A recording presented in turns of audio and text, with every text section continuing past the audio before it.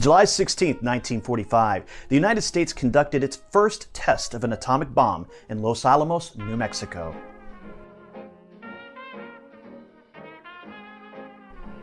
Early in World War II, the United States learned that Nazi Germany was working to develop an atomic weapon. This revelation raised more than a few red flags and led to the establishment of the Manhattan Project in August 1942. Manhattan brought together the best scientific minds of the generation to study the feasibility of building an atomic bomb capable of unimaginable destructive power. By July 1945, a prototype weapon was ready for testing. Although Germany had surrendered months earlier, the war against Japan was still raging, so time was of the essence. The device, informally nicknamed the Gadget, was the same design as the Fat Man, the bomb later detonated over Nagasaki, Japan. On July 16th, the Trinity test was conducted, and the Gadget was detonated in the desert near Los Alamos. The Gadget's detonation released the explosive energy of nearly 22 kilotons of TNT.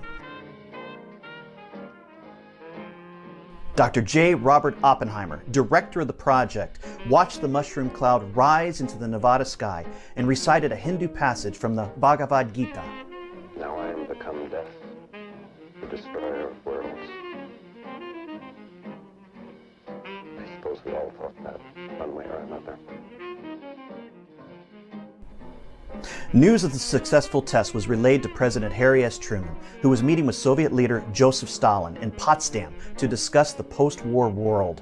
According to British Prime Minister Winston Churchill, Truman was elated.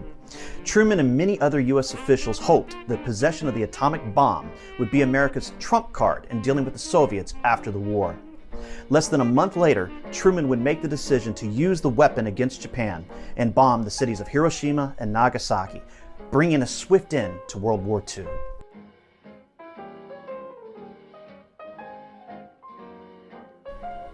The American atomic monopoly did not last long, though. By 1949, the Soviets had developed their own atomic bomb, marking the beginning of the nuclear arms race. The test site for the Gadget was declared a National Historic Landmark in 1965 and listed on the National Register of Historic Places the following year. Today, thousands visit the landmark each year. And now we know. And knowing is half the battle.